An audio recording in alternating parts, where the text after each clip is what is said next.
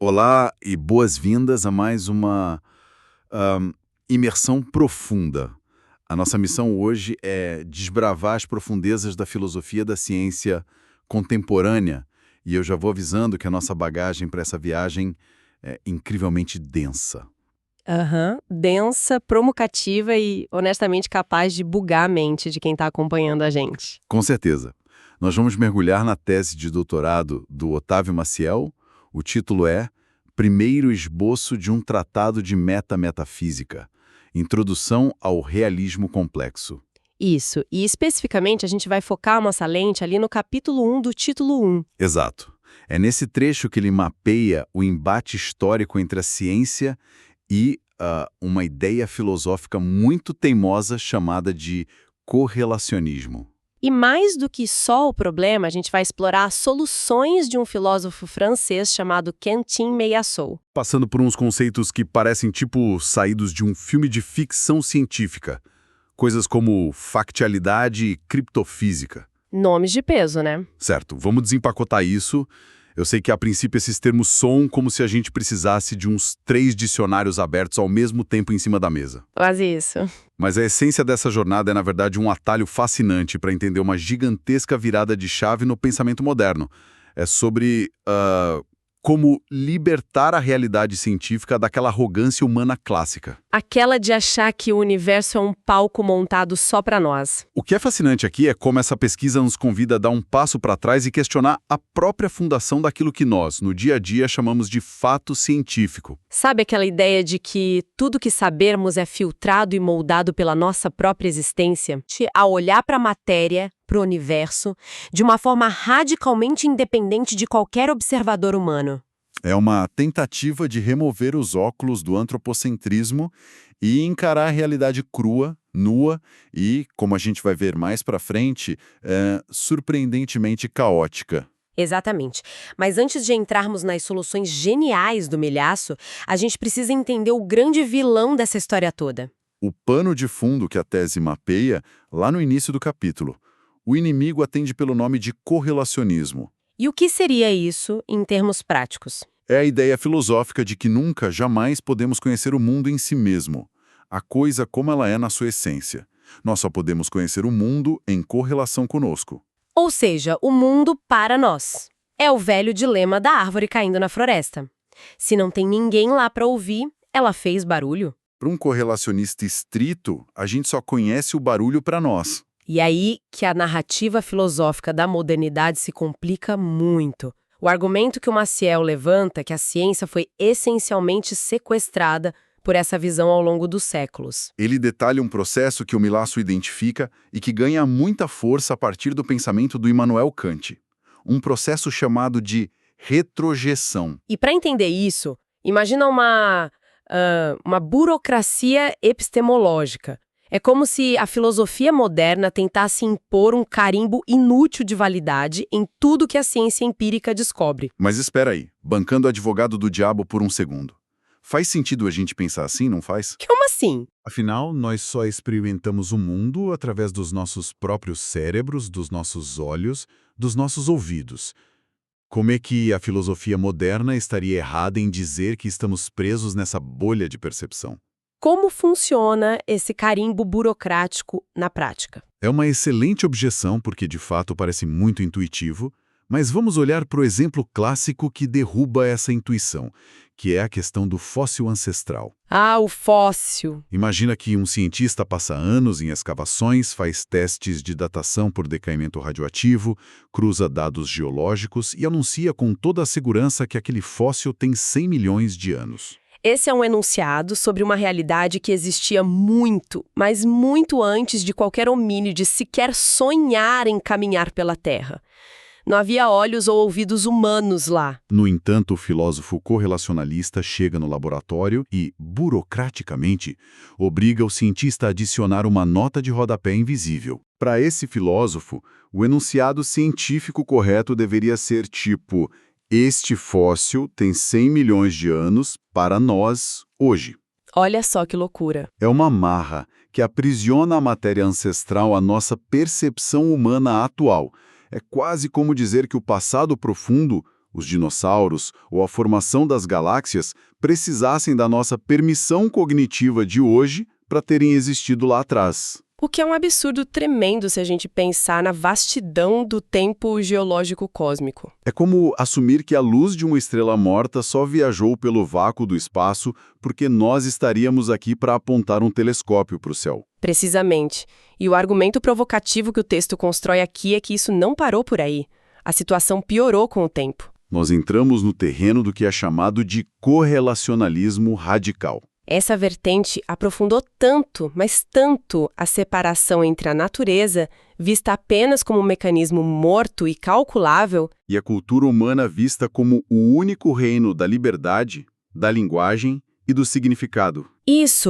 E isso acabou gerando um profundo desdém pelo próprio conhecimento empírico e material. E as consequências disso vazam dos debates acadêmicos obscuros direto para o nosso feed de notícias, não é? Sem dúvida. A leitura que a tese faz desse cenário é que essa extrema bifurcação entre humano e natureza acabou abrindo a porta para a onda anticientífica contemporânea. Uma espécie de enaltecimento da ignorância. O raciocínio é o seguinte: quando uma vertente filosófica passa décadas insistindo que o único fato válido é aquele construído pela nossa linguagem, pelas nossas relações de poder ou pela nossa cultura, a materialidade do mundo perde importância. Se tudo é apenas uma construção discursiva para nós, então fatos materiais não importam mais. E se a realidade é só discurso, quem grita mais alto ou quem detém o controle da narrativa passa a ignorar a ciência a seu bel prazer, seja sobre vacinas, formato da Terra ou mudanças climáticas.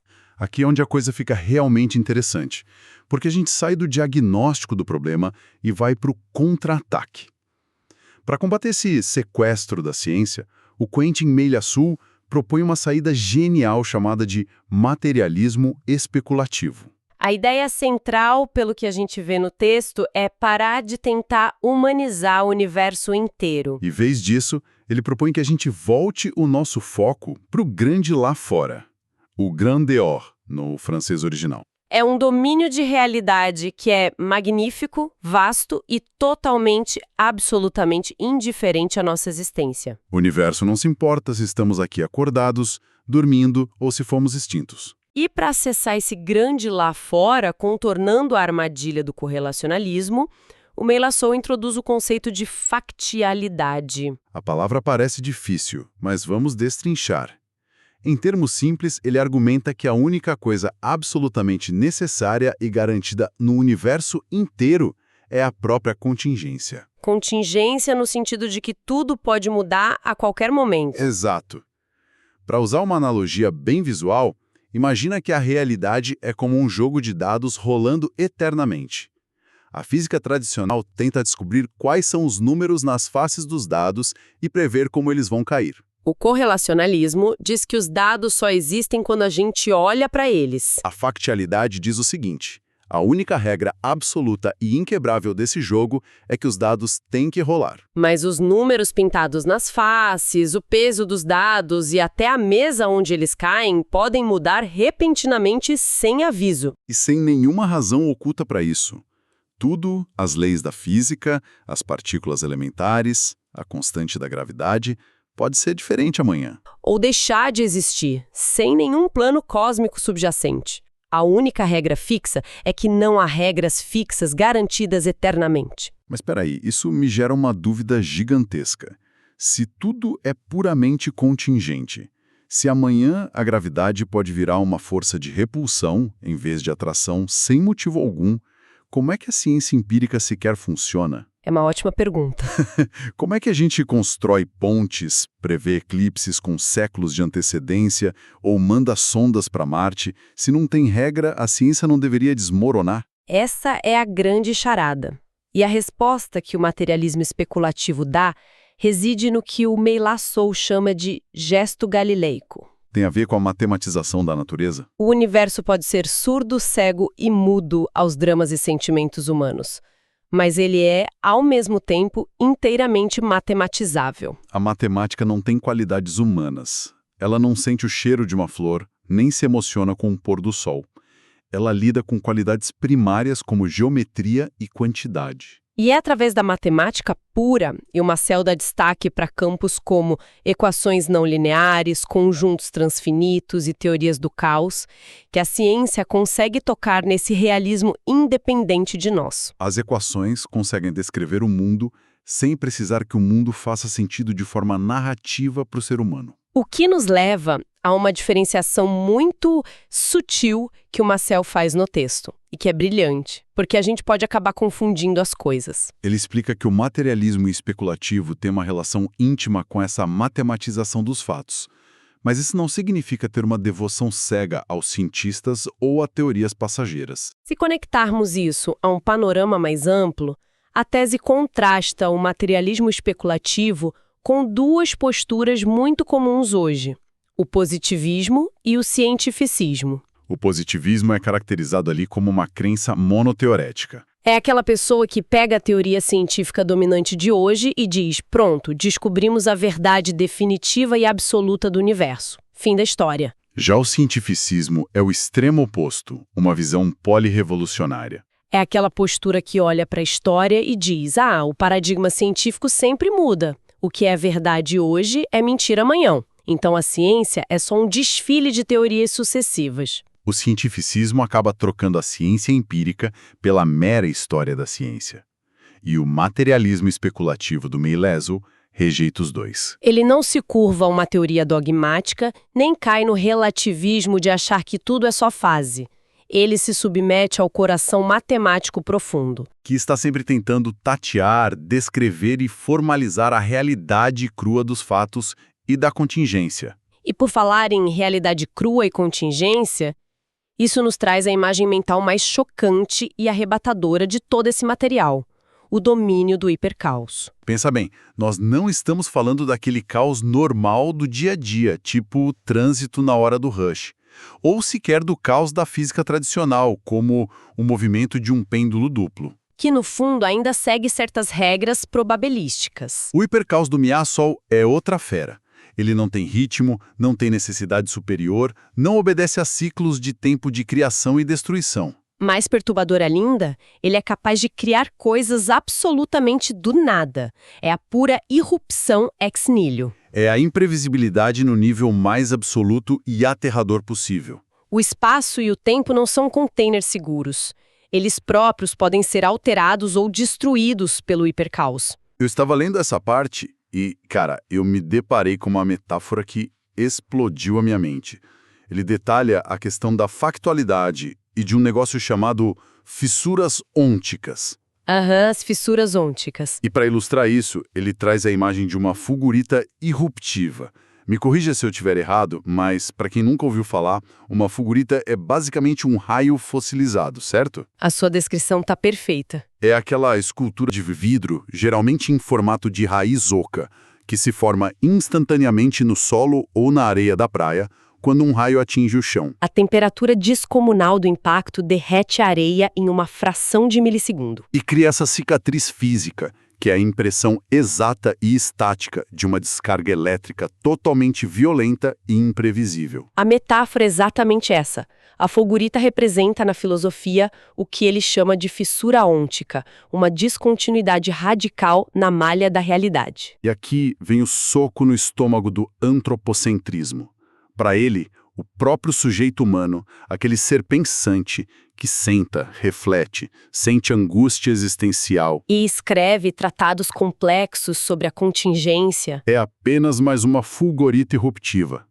Nós somos aquele vidro estilhaçado no chão. Não há uma razão cósmica, um desígnio teológico oculto, ou uma necessidade evolutiva superior inabalável para estarmos aqui. Nós somos, como espécie e como indivíduos, um raio fortuito que atingiu a areia dentro do hipercaos. Podíamos não existir e o universo seguiria em frente sem piscar. Então, o que tudo isso significa? À primeira vista, ouvir que somos um acidente vítreo num hipercaos cego pode bater como um ataque de pânico nihilista. Pode mesmo. Mas se a gente se permitir abraçar essa ideia, compreender a si mesmo como uma fulgurita irruptiva, é na verdade um alívio imenso. É a cura definitiva, o antídoto absoluto contra o nosso ego informacional. E contra aquela ansiedade antropocêntrica de ter que salvar o sentido do universo. Nós não precisamos carregar o peso de que o cosmos precisa fazer sentido para nós o tempo todo. Não precisamos domesticar o infinito. Nós podemos simplesmente admirar a maravilha bizarra da existência em sua forma mais crua, sem aquelas amarras burocráticas de ter que encontrar um propósito feito sobre medida para nós. Essa admiração pela existência crua é exatamente o que nos leva à última fronteira dessa discussão. Que são os princípios do materialismo universal. O Maciel traça isso desde o epicurismo, lá na antiguidade, até chegar no Meillassoux. Basicamente, todo materialismo robusto se apoia em dois grandes pilares, né? Sim. O primeiro, o ser, não é pensar. Isso significa que a matéria, as pedras, os elétrons, as galáxias distantes existiriam exatamente da mesma forma e com as mesmas propriedades físicas, mesmo se nenhuma mente, humana ou divina, existisse para pensá-las. E o segundo pilar é a contrapartida disso. O pensamento, por sua vez, é capaz de pensar um mundo onde o próprio pensamento não existe. Essa é a capacidade de operar o que ele chama de signo vazio de sentido. É como a matemática de novo, certo? Sim. A matéria pode ser plenamente descrita por uma física cujo referente lá fora, a própria matéria, não sente nada a respeito do que ela é. A equação que descreve a gravidade não sente o peso da gravidade. É uma objetividade gélida, mas libertadora. Mas ok, a gente tem toda essa teoria fantástica. Mas como isso se aplica à prática de tentar entender o mundo? É aí que entra um conceito que soa quase místico. Parece até um departamento secreto investigando anomalias de ficção científica. Mas é filosofia e metodologia científica pura. A criptofísica. O que um criptofísico faria no dia a dia? Ele usa um jaleco e fica caçando falhas na Matrix? Não é bem caçar falhas na Matrix, mas a ideia da criptofísica é genial. Diferente de uma metafísica clássica, dogmática e fechada, daquelas que ditam leis universais absolutas e dizem o universo funciona assim e ponto final. A criptofísica é uma postura puramente investigativa e postulatória. O papel da investigação criptofísica é olhar para o mundo atual, para o nosso dia a dia empírico, e buscar os traços, as cicatrizes deixadas por essas irrupções imprevisíveis do hipercaos que conversamos agora há pouco. Ela estuda as verdades contingentes. Ela observa como, na prática, esse hipercaos criativo e sem razão intrínseca agiu e age sobre o nosso mundo material. Um exemplo conceitual seria olhar para o surgimento da própria vida. Ou o surgimento da consciência na matéria. Não como o desdobramento lógico de uma regra pré-determinada desde o Big Bang. Mas como uma irrupção, uma cicatriz do hipercaos cristalizada no tempo. Então, no fundo, a criptofísica é meio que a disciplina que aceita investigar as fulguritas deixadas pelas tempestades cósmicas do hipercaos. Sem tentar forçar uma historinha de que a tempestade tinha que acontecer daquele jeito. Isso levanta uma questão importantíssima, sobre o nosso ego em relação aos nossos próprios saberes. Exato. Ao propor essa criptofísica, o materialismo impõe 3 consequências gigantescas, que a tese destaca muito bem e que servem como uma lição de humildade. A primeira consequência é que a filosofia, apesar de todo o seu esplendor argumentativo e histórico, não tem quase nada a dizer para a ciência empírica sobre qual é, de fato, a verdadeira constituição da matéria. Esse trabalho sujo de descobrir como a matéria funciona localmente é da física, da química, da biologia. A segunda é que não há mais espaço para uma disciplina mestre. Nem a sociologia, nem a história, nem a teologia e nem sequer a própria filosofia detém a coroa suprema para ditar os limites do que pode ou não existir na realidade empírica. Acaba com a carteirada acadêmica de que uma área domina todas as outras, né? Exatamente. E a terceira consequência, e talvez a mais difícil da mente humana aceitar, é que irrupções e emergências na realidade não podem e não devem ser exprimidas ou reduzidas a razões suficientes domesticadas. Se algo genuinamente novo e bizarro irrompe no mundo, uma nova propriedade da matéria, um salto quântico inexplicável, o pesquisador não deve forçar uma explicação a posteriori dizendo tinha que ser assim por causa de uma lei maior escondida. Não, algumas coisas simplesmente são, porque são. Contingências puras do hipercaos. É um choque de humildade colossal. Refletindo sobre toda essa montanha-russa conceitual que exploramos hoje, desde o correlacionalismo de Kant até a criptofísica, a grande lição que eu tiro é visual. Ao aceitarmos tirar aqueles velhos óculos confortáveis do correlacionalismo, a paisagem inteira do universo se transforma. Ele deixa de ser aquele reflexo espelhado, redondinho, onde tudo gira em torno das nossas mentes e das nossas expectativas culturais. Ele se revela como o que ele realmente é. Um deserto deslumbrante, vasto, maravilhosamente estruturado pela linguagem fria da matemática. Mas, ao mesmo tempo, incrivelmente perigoso e contingente. E se levarmos esse materialismo especulativo rigorosamente às suas últimas consequências lógicas, somos deixados com uma ideia profundamente inquietante, quase causadora de vertigem.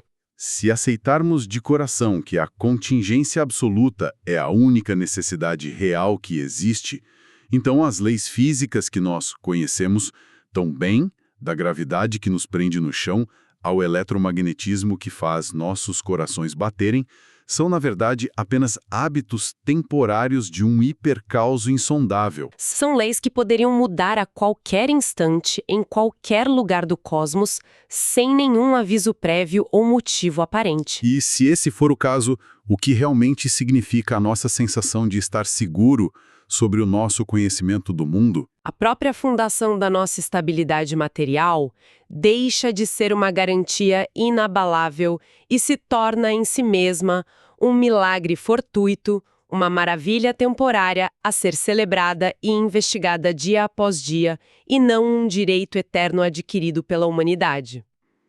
Chegamos ao fim deste podcast. O que você achou da proposta de filosofia da ciência por Milo Sou? Acha que ela ajuda a resolver problemas ou os mapear melhor? Ou talvez vire uma fortaleza vazia? Deixe aqui o seu like e se inscreva na assemblagem para explorarmos mais sobre realismo complexo e correlacionalismo. Nos vemos em breve.